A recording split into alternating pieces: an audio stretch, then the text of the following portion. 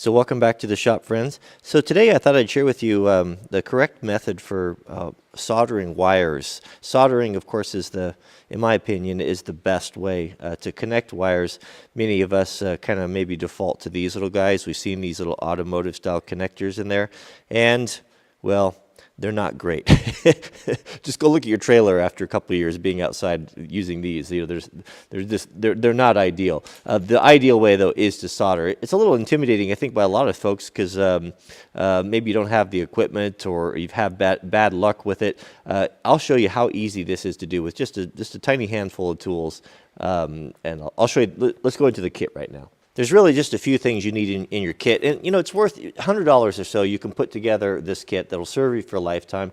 You'll be able to repair electronics and different things that oftentimes we just throw it away because it's not worth the trouble of trying to find someone to fix it. You know, little things that come loose. I think it's worth it. So yeah, just get yourself a soldering gun. You don't have to get anything fancy. Just these Wellers are good. They're probably in the, I don't know, $40 range, not very much. You want some rosin paste flux. You want a little brush and some rosin core solder. You don't want to use the solder used for plumbing. It's not the right stuff. And this right here, this stuff's amazing. This is a 3M silicone dielectric grease type of thing that we'll use, as well as a good selection of shrink tubing. So let's show you how to prep it, and then we'll go through the whole process here. Do yourself a favor and get a couple of these alligator clips. You don't have to have those fancy stands. If you're just doing this once in a while, take 2 alligator clips and clamp them in your vise like this. Now some of these alligator clips have a pretty tight spring on them, so take some shrink tubing on the ones you're going to keep in your kit and just melt it on there, and that way they won't mess up your wire. And this is going to hold things securely, and you're just going to get a whole lot better job. Okay, so for joining the wire, there's a couple different ways of doing it, but what I have found to be the best, and this is what Granddad always did it, is you fray the ends of the wire like this. You kind of splay them out like this and join them so they intermingle, kind of mesh like fingers together.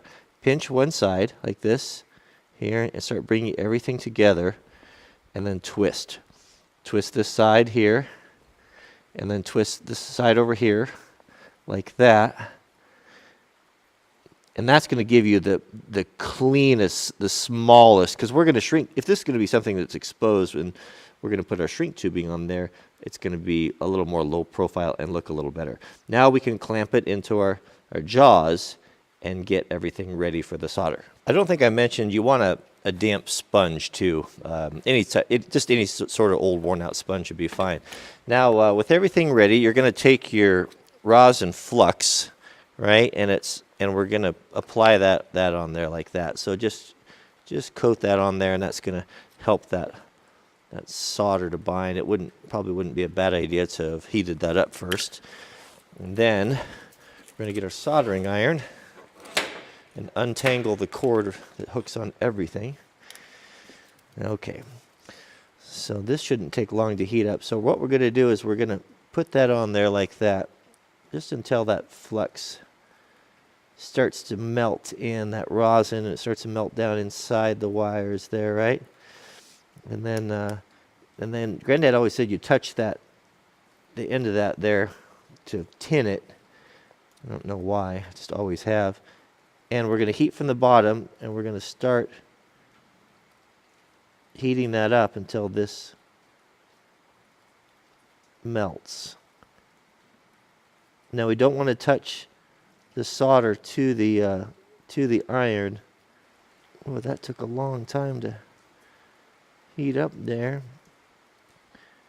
There we go. Now it's sucking in there just like that. We don't put so much on there that it's going to drip off, and don't try to dribble it on there. I could probably use a little bit more right there. There we go. That's all. That solder joint looks pretty good. Now remember, this is marginal advice, so take it for what it's worth. Now we want to waterproof this. This is where we're going to use the 3M silicone paste. Having this in your shop, anytime you put together electrical connectors or anything like that, is so good. It's so good. And we'll just put a little bit of that on there like that. And then, now we're going to do our shrink tubing. Now I'm going to use a piece of clear shrink tubing just so you can kind of see what's going on and what a great connection that this is.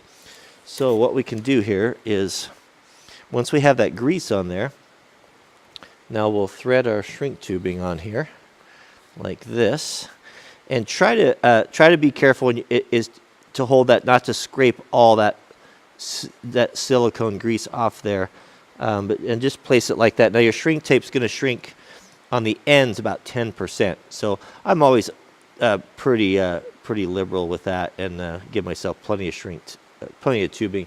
Now you can use I'm going to use a heat gun. You don't have to use a heat gun. You can use a lighter. You can use a torch. Problem with the lighter and the torch is if you're not really careful, it will tend to burn the wire in the housing. Start from the middle. You're going to start from the very middle, and you'll see that that's starting to shrink right there. And then work to the outside edges.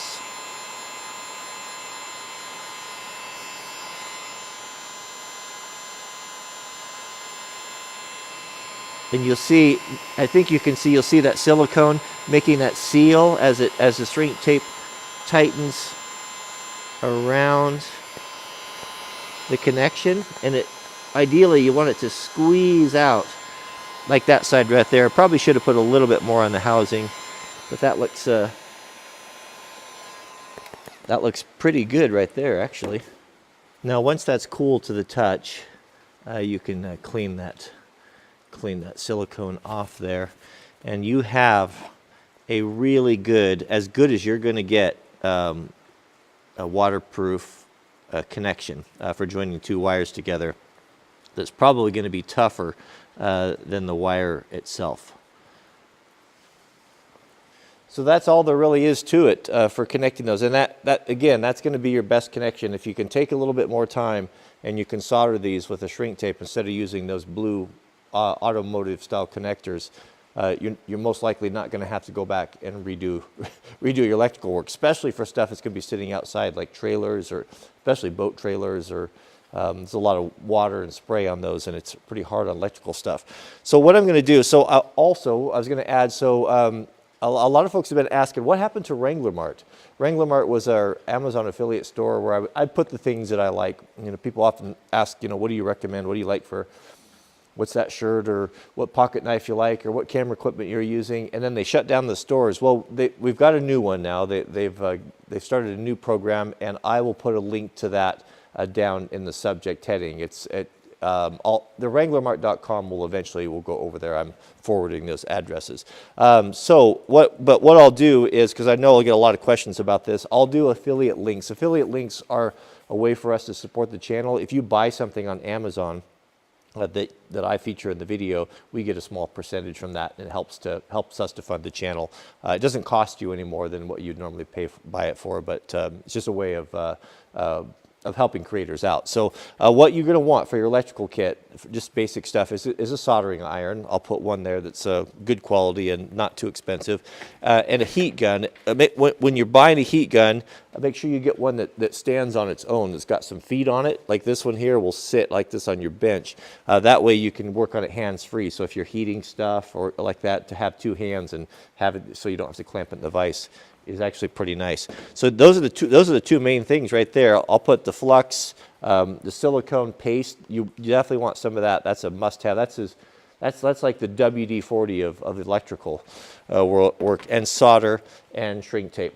If I was going to add to that, I would invest in a pair of good strippers. Wire strippers are very nice. They'll pay for themselves on it if you have a small project, and some good crimpers and nippers, and that's about it. So I'll put together that kit for you on the store. So thanks for watching, and we'll see you guys on the next video.